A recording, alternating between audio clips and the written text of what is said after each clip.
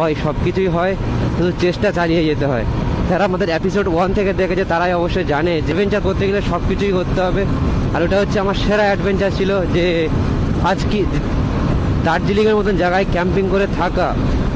তোমরা বলো দার্জিলিংয়ে কবে আসছো, আমাকে একটু কমেন্ট করো যে কি গাড়ি নিয়ে আসবে। আর মাইলেজের দিকতে দেখতে গেলে আমার গাড়িটা মাইলেজ কত দিচ্ছে সব কিছু তোমাদের কিন্তু জানাবো। ভিডিওটা বলবো কোথাও স্কিপ না করে পুরোই দেখতে থাকো। তো চলো, রোডটা কিন্তু একদম মাখন টান দেয়া থাক। 104 কলকাতা সিধা ইসলামপুর। এখন আমরা ইসলামপুর চলে গেছে ডান দিকে, এরপরে আসবে মালদা।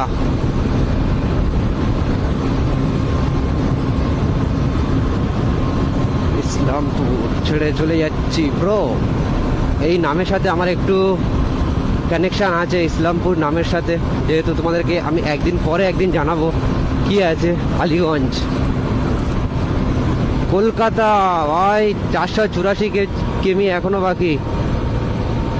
কলকাতা এখনো 484 কিমি বাকি, বুঝতে পারছো? তার মানে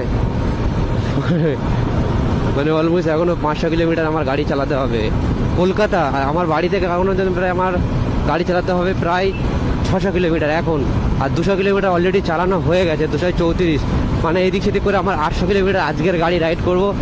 তো গাড়িটা কতবার ক জায়গায় রেস দিলাম সেটাও জানাবো, কত মিনিট করে রেস দিলাম সেটাও জানাবো। আর অবশ্যই যদি তোমরা এখনও না সাবস্ক্রাইব করে থাকো সাবস্ক্রাইব করো না। আর ফেসবুকে দেখলে ফলো করো, আর ইনস্টাগ্রামে দেখলে অবশ্যই ফলো করতে ভুলো না।